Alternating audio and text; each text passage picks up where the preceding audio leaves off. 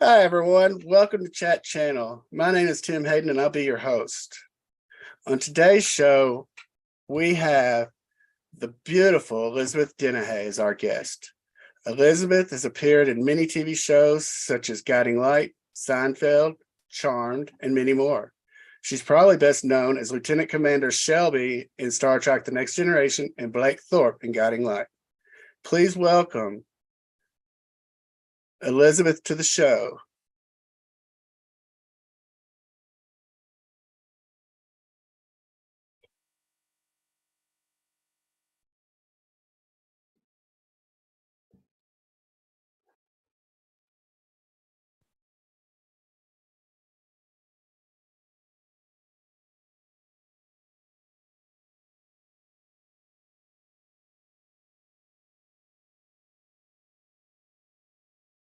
She's signing on right now.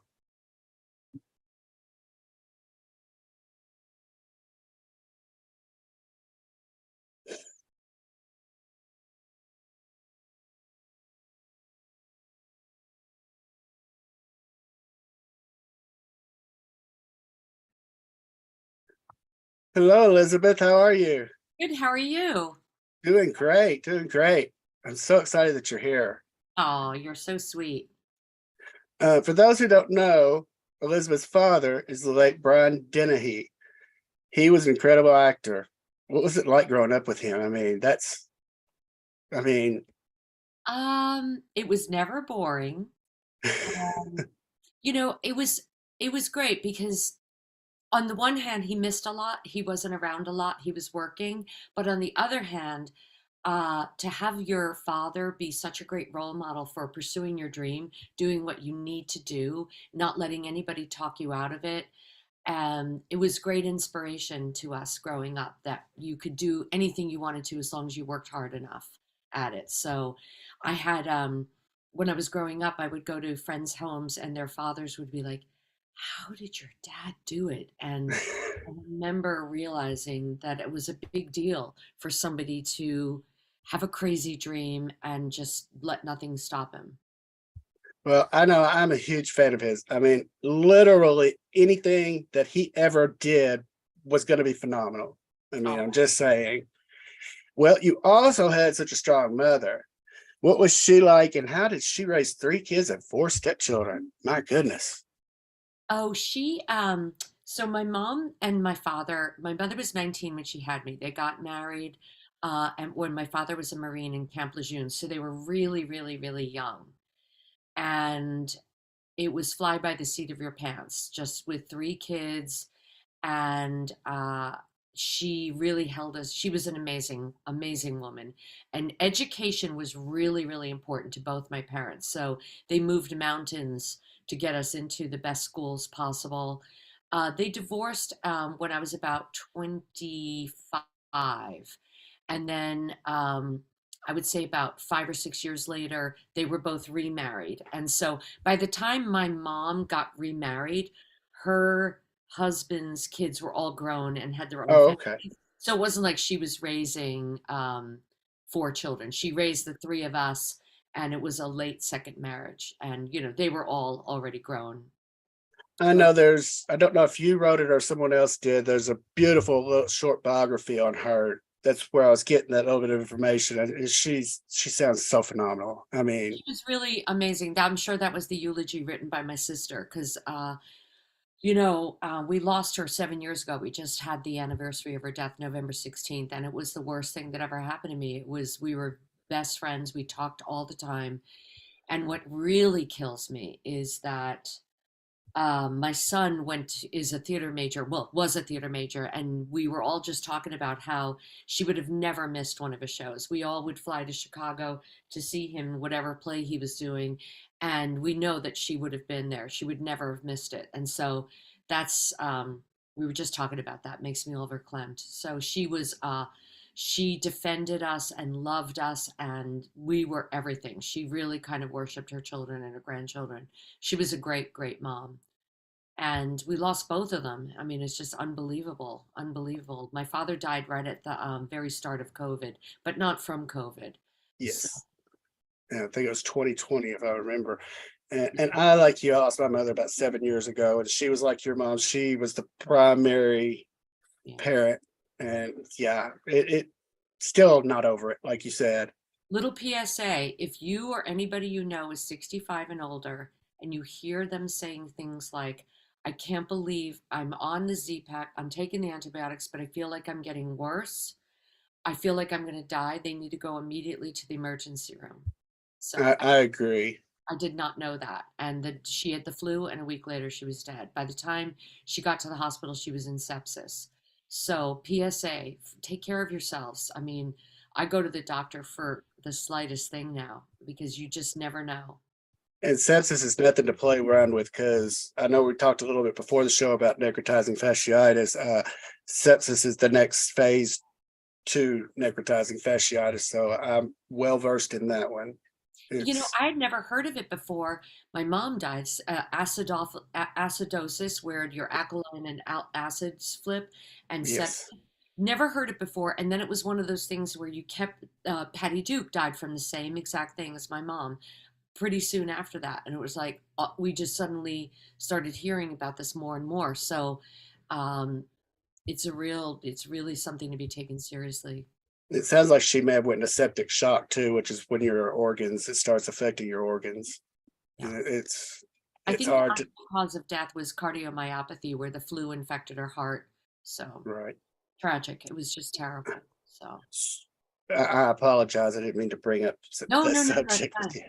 That's fine. Where enough time has gone by where I want to talk about them. I think people who lose people, they want people to ask them about. I love talking about my mom. I love talking about my dad. We honor their memory, um, by paying tribute to them, and I don't want to ever forget. So no And problem. that's one thing that I did notice after mom passed, that even a couple of years after, people were very hesitant to talk about her around me because they were thinking it was going to upset me, where I was like, no, I love thinking of my mom. Yeah. Yeah. So did any of your siblings go into acting? Um, I have two sisters, and the middle sister Kathleen did for a while, but she's not doing that anymore. She's got a 10-year-old, so she's got her hands really full. She's not doing that anymore, but very talented. Both of my sisters were really could act for sure, definitely. And I guess there's something to that running in the veins, because my son is now working like crazy. He's working constantly and making us very, very proud. Well, I know people who watch the show regularly are probably tired of me saying this. I always ask the question about I haven't asked you, but because I know your dad is talented, but I always ask about if they come from a talented acting or artistic family. And I've noticed that maybe 1 out of 25 that I've had on has said no. Everybody else has said artistic of some sort in the family. Mhm. And I find that Yeah. very interesting, that it could be genetic, I believe. I think it's also it could be genetic. Like, you have to be talented in order to get work. But if you're around people doing something so fun for a living, why would you want to sit in a cubicle or an office or get a job that isn't fun? And I mean, I was very worried about my son pursuing it, and he's been very, very lucky. I will say that he's been very lucky, and he's doing really well. So thank God, fingers crossed. But I can't think of another business where you could be the absolute best and still not get work and still not Right. get hired. I know so many talented actors who just have day jobs, who can't make a living just supporting themselves with acting. There's more people in the business than there are spots, than there are jobs. So it's really frustrating. And to your son, if he ever wants to come on the show, I'd be more than happy to promote him as well. Just Um, saying. he's in the Weird Al Yankovic biopic right now. That's out now. He plays Weird Al's guitarist Jim, and he happens to look exactly like Weird Al's actual guitarist Jim West. He looks Oh, just awesome. like him. It's crazy. So he very, very lucky, and he can pick up any instrument and play it. So he was employable. Well, I want him on the show, and that was on my schedule tonight to watch the Weird Al show movie. We're so proud of him. Did you take drama in high school? I did drama in high school. As a matter of fact, I went to an all-girl Catholic school on Long Island called the Academy of St. Joseph's. And when I was in the eighth grade, we did Godspell, and I got to play Jesus because nobody else wanted to play Jesus. They all wanted to play Mary Magdalene. And I was like, no, I want the the top position. I want the boss of the show for sure. And yeah, so we did plays a lot in high school, and also there was a boys' school, St. Anthony's on Long Island where I grew up, and we would do shows there with them when they needed girls. Oh, that's very neat. Especially, God, such a good play too. Well, then you attended London Academy of Music and Dramatic Art. What was that like? First, I went to Hofstra University. I was a drama major in college, where we did lots of plays, and then London was, I didn't feel ready to go out into the world after school. I felt like I needed a little bit more growing up to do. And London, I have always been a major Anglophile. Like what I was the nerdy kid growing up who watched The Six Wives of Henry VIII and Upstairs, Downstairs and Merchant Ivory. And whenever I do a Star Trek convention, people say to me, if you weren't into sci-fi, what did you watch? Well, that was my Brideshead Revisited, Upstairs, Downstairs. I was kind of a little bit obsessed with London and Shakespeare. I'm a Shakespeare nerd, so going to London for a year made a lot of sense for me, and it was an amazing, amazing school. Changed my life, really life changing. Well, where you went, they've got a lot of talented people that come from there Oh yeah, oh yeah. for sure. The London, So, the UK schools, the theater schools, they do something very different from in the States. Because I know this because my son went to a theater department, and I also do audition coaching for people who are auditioning for colleges. In America, you have to decide between theater and musical theater. If you're auditioning for Carnegie Mellon, you want both or either, you audition for theater and you audition for musical theater. They're totally separate tracks.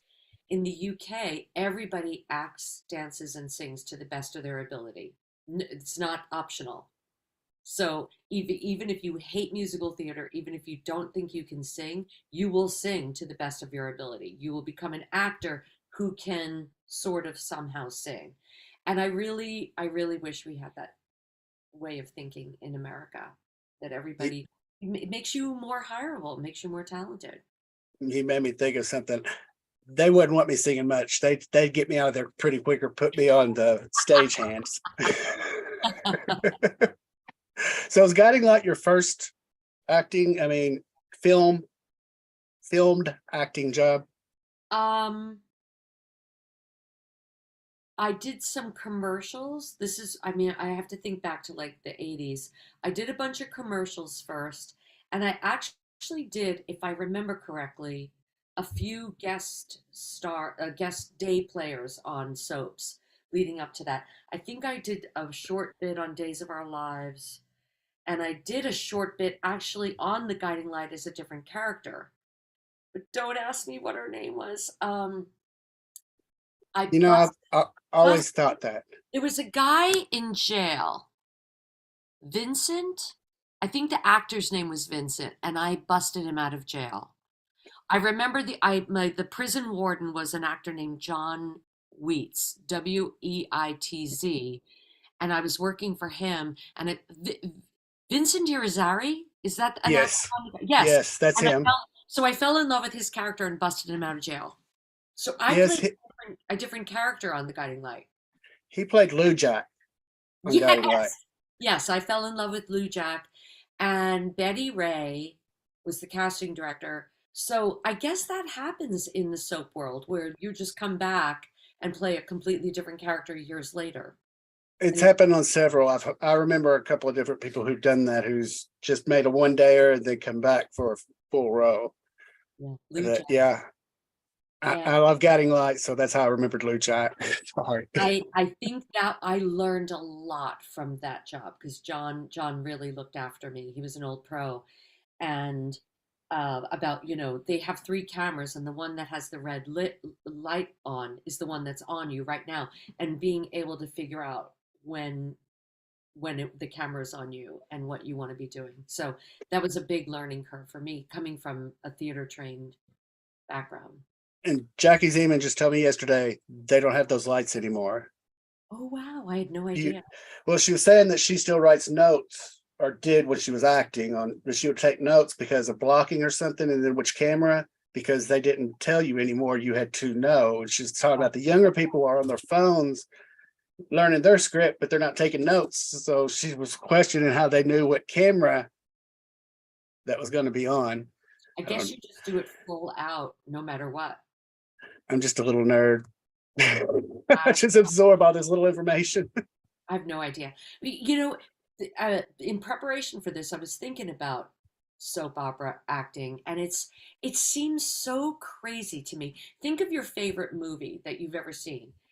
Takes 9 months, 10 months, maybe longer. Some movies take 10 years trying to get the script sold.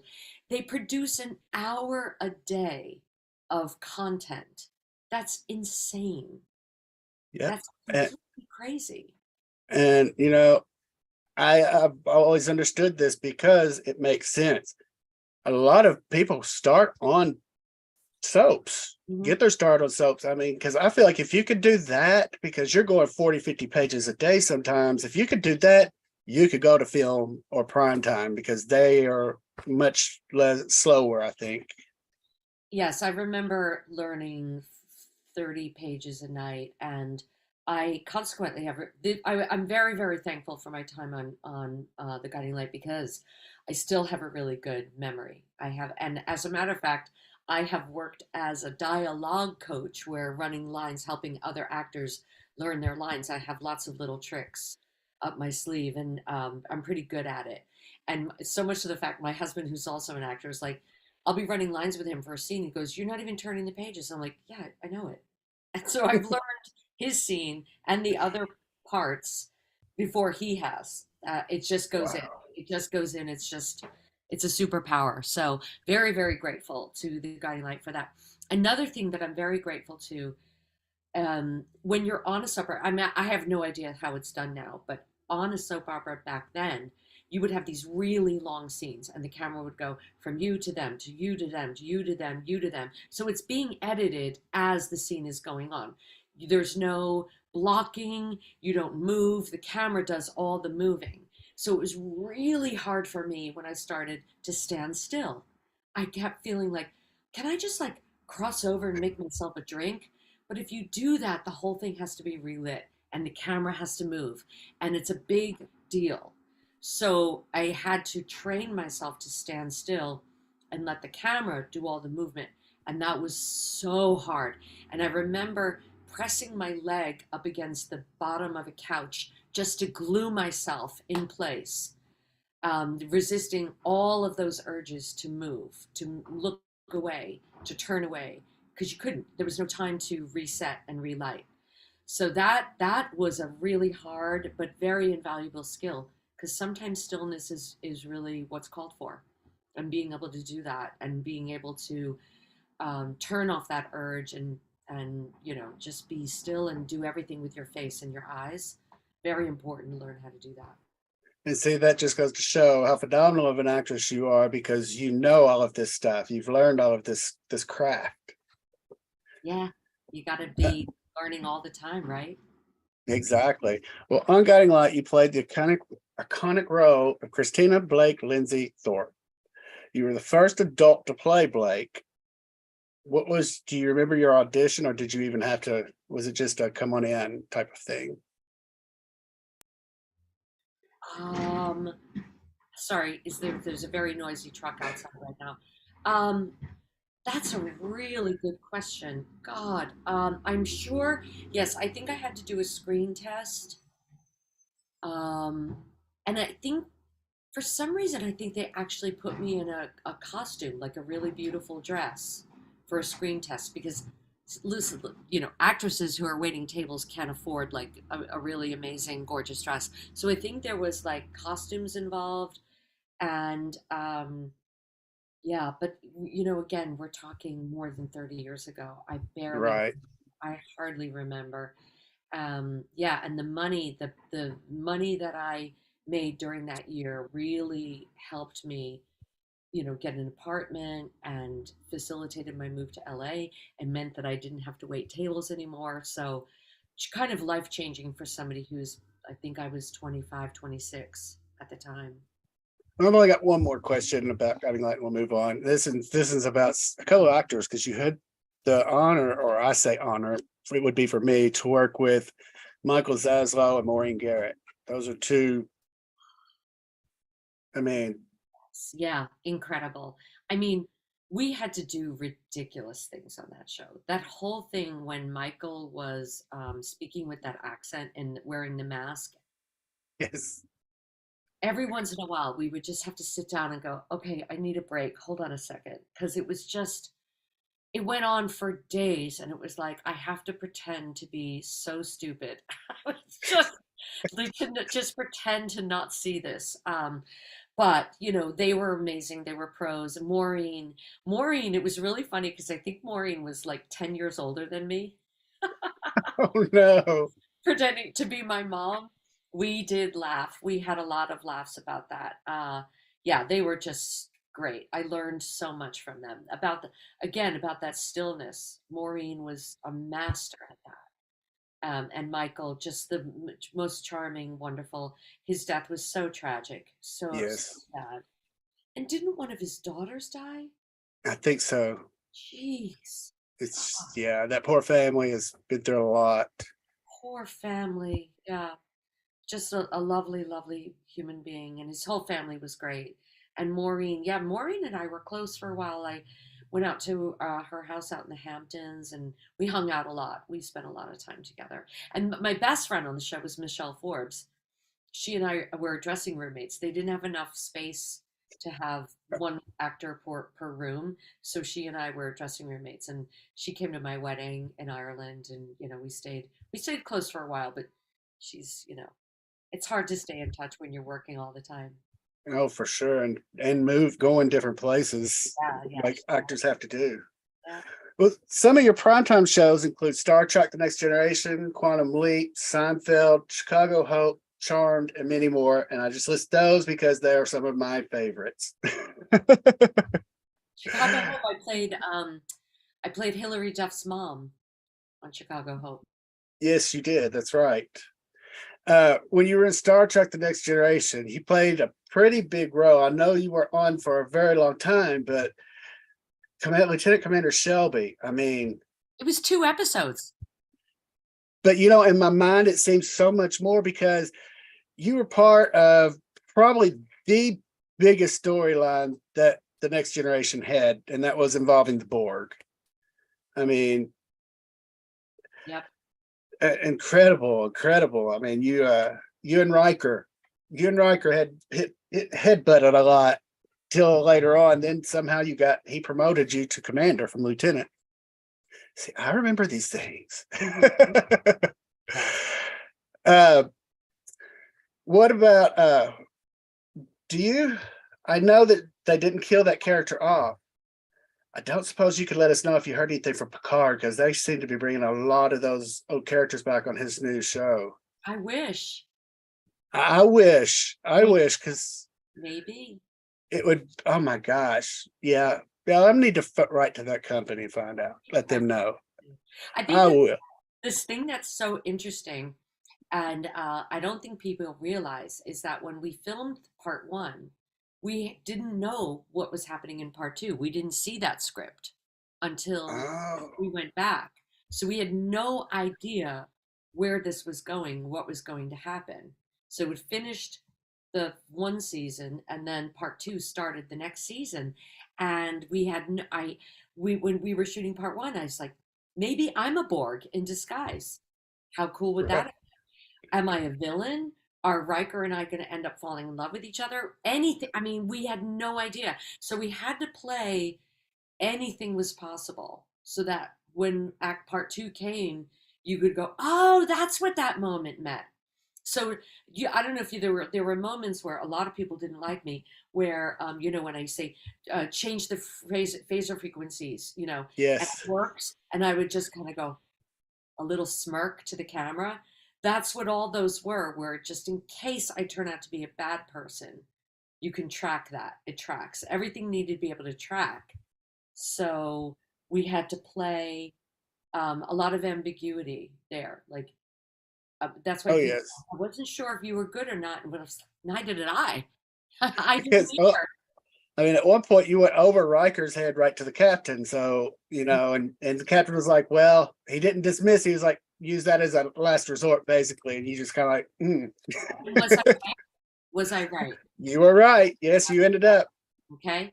So that it's another thing that's really interesting is back then, 30 years ago, um, when I did my very first Star Trek convention was in St. Louis, Missouri, and it was with George Takei, and I was Love him. scared out of my mind. I was really, really nervous because I can, if I have a script, I have a character, I know what to do, but getting up on stage and just talking to my about myself, especially when I'd never watched the original series, never watched Next Gen. I didn't know who Riker was. I thought he was the baldy guy. I had no idea. And I'd never watched it since. People keep saying, have you read the books? And I'm like, no, I haven't. No. So I thought people were going to hate me, that I was an imposter. And they were really, really nice. But here's the thing. Back then, 30 years ago, everybody was like, I hated you. You were such a bitch. Now I go to conventions and younger people are into the show and they're like, you were great. You were awesome. I never hear, I hated you. You were such a bitch. So I think a lot of things have changed for women in 30 years, and it's reflected that women should not have to suppress their really good ideas just because there's a man in authority above them.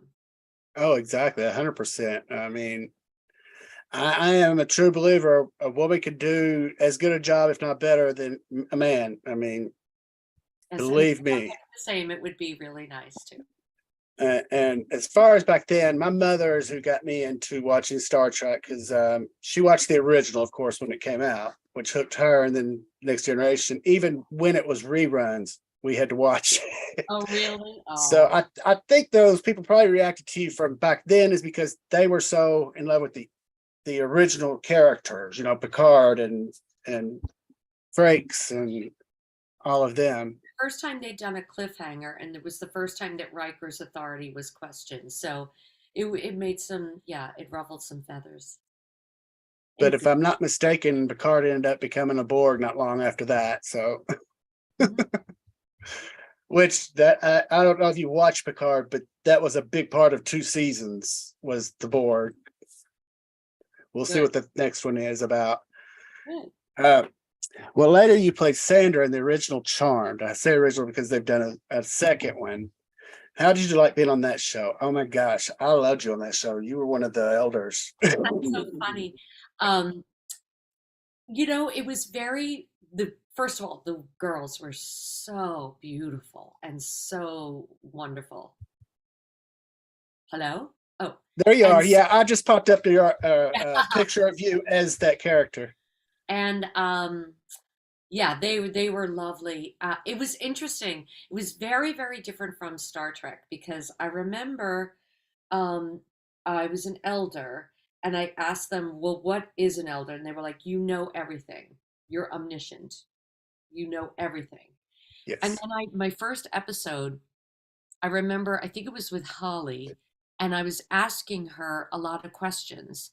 And then there was, and I was like, we just don't know. And I said, but I thought I knew everything. If I know everything, why am I asking her so many questions? And they said, we don't ask questions like that here. And it was so interesting because from Star Trek, I remember being on the show and I was like, separate the saucer section, assign a skeleton crew to create a diversion. And I said, that actually makes sense. Like that really has been thought through. Yeah.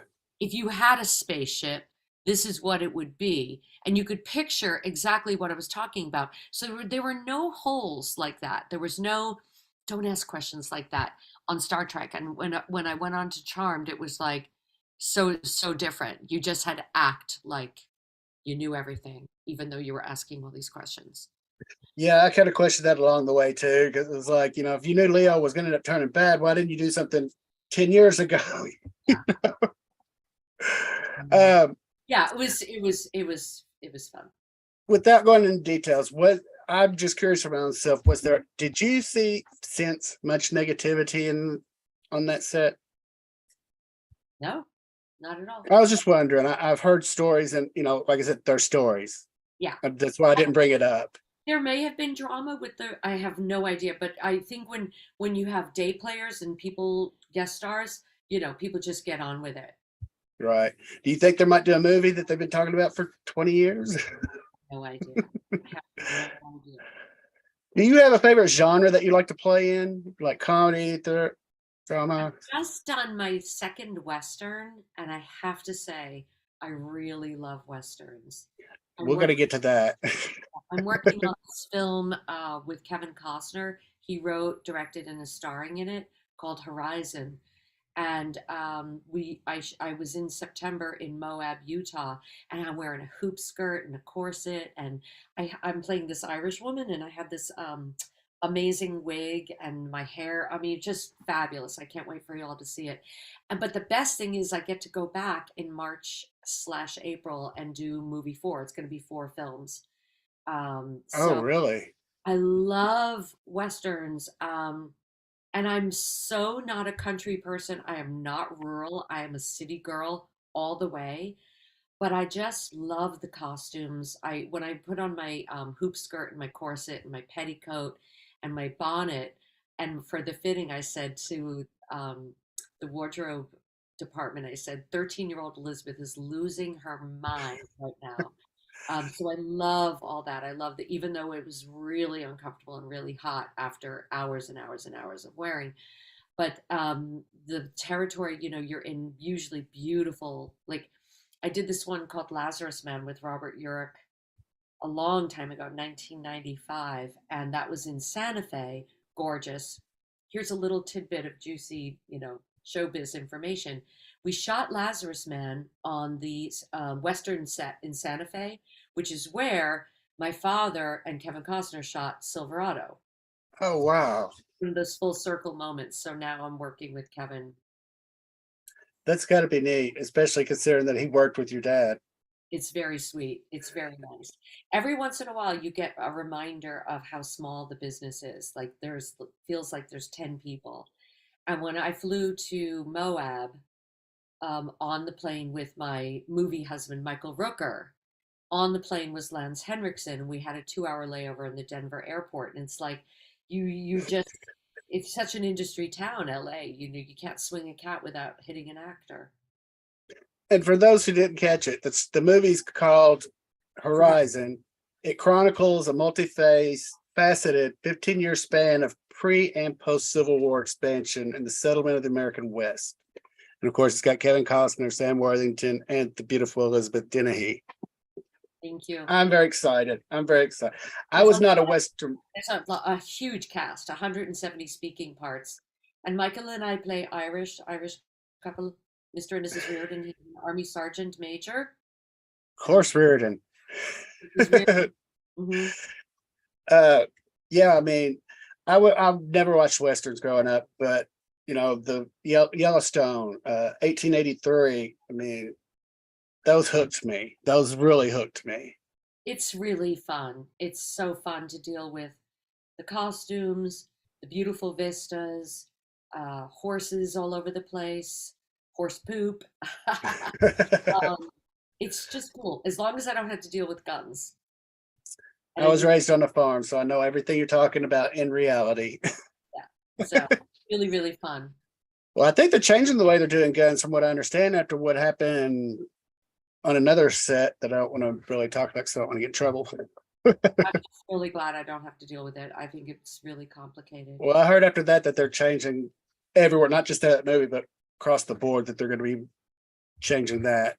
Good. Well, I would be so wrong if I neglected to bring up your incredible theater career. You've been in Cyrano, Henry V, A Streetcar Named Desire, just to name a few of them. How do you love theater? Love theater. I love, love, love theater. I go to the theater I went to the theater last night. I'm going tonight. I go 2 or 3 times a week. We have lots of friends who are actors who are in shows, and I'm a Shakespeare nerd. I've always my father did community theater when I was a young child, and one of the first things he did was The Tempest, and he played Stefano in Wow. We Were the Fairy Children, and I was just hooked.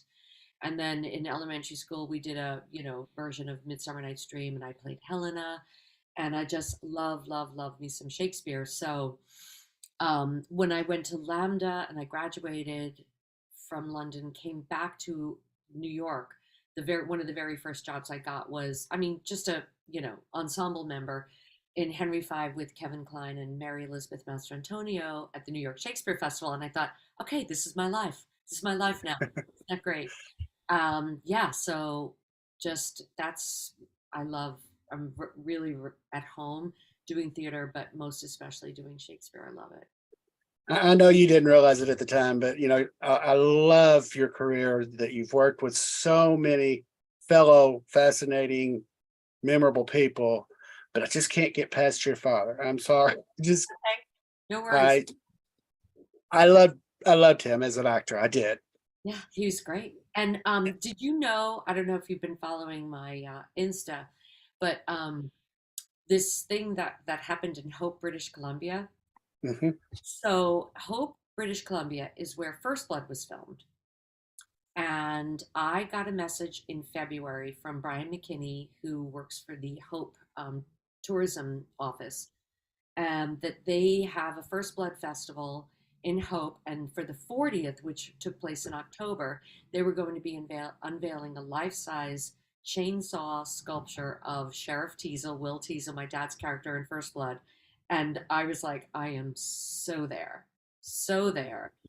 That's so. And then my son, William, who's a filmmaker, got a bunch of his buddies together and we all flew up there and they made a documentary about the weekend. They shot and Oh wow. captured all this footage about the weekend. So they're, looking through, they have like enough material for 5 movies, probably 20 Oh hours of film. So putting together a documentary, documenting this beautiful weekend we had up in Hope with the wonderful, kind, sweet, and genteel people of Hope, British Columbia. Yeah, it was pretty cool.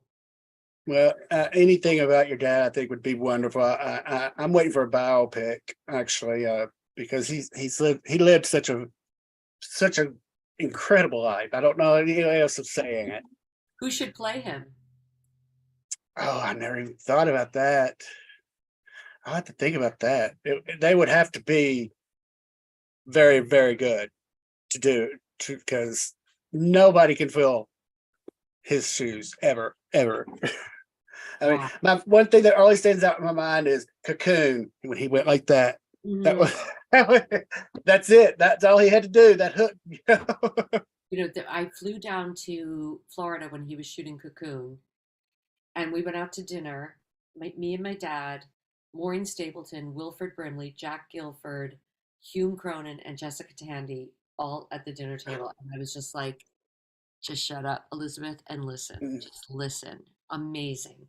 And I was literally there for less than 24 hours, and my father's father died, and we had to leave. Oh, oh, So how tragic. yeah, well, he was an older guy, it was my grandpa, but yeah, so Well, uh even still, your father was playing an elder guy in that movie. mhm, So in Cocoon. Mm. in Cocoon. Yeah, And so I said, he was pretty young then, my yeah, dad. but he had that A lick because I remember him doing the eye. Well, you also, on top of everything that you do, you're coaching and teaching fellow new coming actors, especially children. What is that like? I just finished 6 years of teaching Shakespeare at an arts high school that my boys went to called the Los Angeles County High School for the Arts.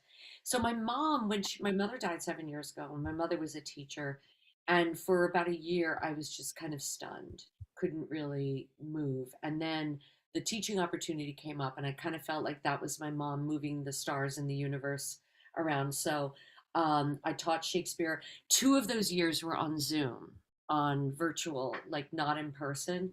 And those 2 years were really hard. Really, really very hard. The teaching actually was okay. It was making shows. We it's an arts high school, so we would always put on a Shakespeare show. So making the shows, virtual shows, was really hard. So I did one more year in person, and then I kind of was like, okay, I'm done with this. I'm not getting any younger. Um, I I think being around young artists is how we survive the world because they restore your hope in humanity. I mean, just like looking at my son, uh, seeing what he's accomplishing and how I'm so incredibly proud of him. He was a theater major at the DePaul Theater School in Chicago, and he just finished doing understudying a show at the Goodman in Chicago, and we flew in for their understudy run, and he blew my mind. He was amazing. So I just love helping young artists fulfill their dreams. Any little bit I can take in that, I just love. So people come to me if they're doing college auditions, and I'll help pick out their monologues and then get them, in great shape so they go in and put their best foot forward for their auditions. I love doing that. It's an alchemy. It's kind of magic to put the monologues together and just help them out. I always did it for years and years and years. So now I'm just like that's what I do pretty much every weekend here.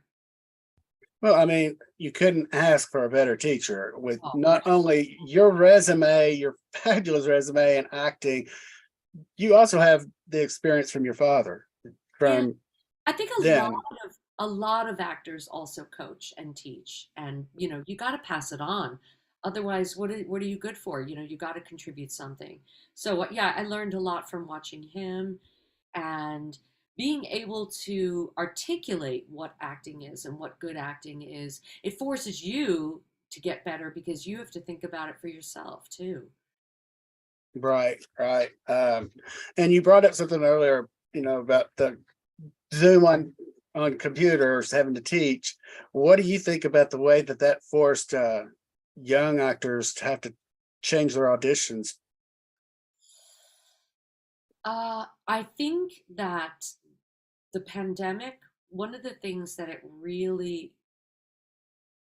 I remember reading a quote that said, things aren't falling apart, things are being exposed. So there was great inequity in the world, and the pandemic really exposed the inequity in the world. For instance, I had students who didn't have Wi Fi, who didn't have technology, who we had to give them devices and we had to give them portable Wi-Fi devices. And I had students in my class online who lived in one or two bedroom homes with like 8, 10, 15 people. Some of those people were frontline workers. I had kids in my class who were failing everything because their job was to look after the younger siblings, the babies, so that their parents who were frontline workers could go to the hospitals and be EMTs and do their job. So I think it's good that the pandemic exposed the inequities in our world, in our country, and hopefully we can help people out, be a little bit more compassionate, and a little bit more think about the people who are less privileged than we are. I agree with that 110%. That's just the pandemic, like you said, it brought up a lot of things, issues that nobody either cared about or nobody thought about. Because Yeah. where I am, they're still getting the internet access, but they are actually doing it now because I'm in a rural area and not everybody had access and could afford it, Hmm. or Yeah. even to drive to McDonald's to use theirs. I know during the pandemic, all of our fire departments and public uh, places like that turned on their Wi-Fi for people to come to use, Yeah. which I thought was great. And now a couple of insurance companies here have gotten together and they're getting internet to everybody. That Great. I mean, imagine if you were a student in a public school. I taught at a public school, and you didn't have the technology, and other people, you're always behind, always, being thrown off the Zoom. You're in the middle of a scene or whatever. It was really hard. It was really a struggle. And well, even it. we tried to help the students as much as possible. And then I did one year in person, and my 10th grade kids The last time they were in-person normal regular school, they were seventh graders. So Wow. people had forgotten how to be civil, how to be polite, how to be selfless and compassionate. So it was a huge learning curve, I think, for everybody. Yeah, it definitely had an effect on people's how they treat other, because school teaches you so much, not just education. It teaches you, like you said, manners. Try to teach, be respectful, and interact with friends. Civility and getting along, even with people that you don't agree with. You don't have to like them, but you have to be civil. And yeah, there was a lot going on with that. Well, I close my show every day asking people to be kind to one another because it's important and it's It's the free most important thing. Yeah. and it's easy. Yeah. Costs nothing. Well, I ask everybody who comes on the show, and this is gonna be tough for you. Is there someone you would really like to work with still? Well, the first thing that popped in my mind, I mean, a dream, like Mark Rylance. We just saw him do Jerusalem on stage in London, and it was like the portals of heaven opening. Like, oh, Wow. oh, you mean this good? Oh, good is now this good? Okay, got it. Good acting, great acting has now been redefined. I don't even think I could function if I was working with him. Um, Again, a Brit, so that's where I always go. But I also everybody involved in Hamilton. I saw we were lucky enough to see the original cast in New York. We actually won the lottery 3 times in 1 week. It Oh was wow. kind of the stuff of legends. Back when they were pulling names out of a bucket, my son won, my husband won. 2 days later, I won. It was insane. We were with people who'd been trying for like 85 times. So my mom had just died, and everybody said that was your mom moving the planets and the stars around. That Sure was was. beautiful. So people I would like to work with. I love Emma Thompson. I always go to the Brits. God, what is it about me? I'm just There such is nothing wrong with Brits. They're a some of the most talented people out there. They just, I feel bad because they don't have the access that people do here. It's easier to get access to Hollywood or Georgia or Chicago because there's so many different places, whereas there's not that many in the UK. yeah, yeah. So uh, that's the first thing I think of. Mark Rylance is the greatest living actor on Well, the I'm planet. glad you said that because I'm going to check him out. That's another reason why I ask. He won the Oscar for A Bridge of Spies, and and Don't Look Up, he was that kind of like cult leader that Steve Jobs kind of Oh, cult. okay. Yeah, he's Do amazing. remember that. Yeah, Do he's remember him now. Well, Elizabeth, I won't take up any more of your time today. Thank you so much for giving me this time to chat with you. so welcome. You are phenomenal. If you want to hang out backstage for just a moment, I will be right back there. Bye, Thank you everybody. again. Thank you. I'd like to thank Elizabeth Dennehy for being here today and chatting with us. I'd like to thank the Necrotizing Fasciitis Foundation for sponsoring our show. For more information, please visit www.necfasc.org, necfasc.org. Please subscribe to our YouTube channel for more great upcoming episodes, and please remember to be kind to one another. Have a great day.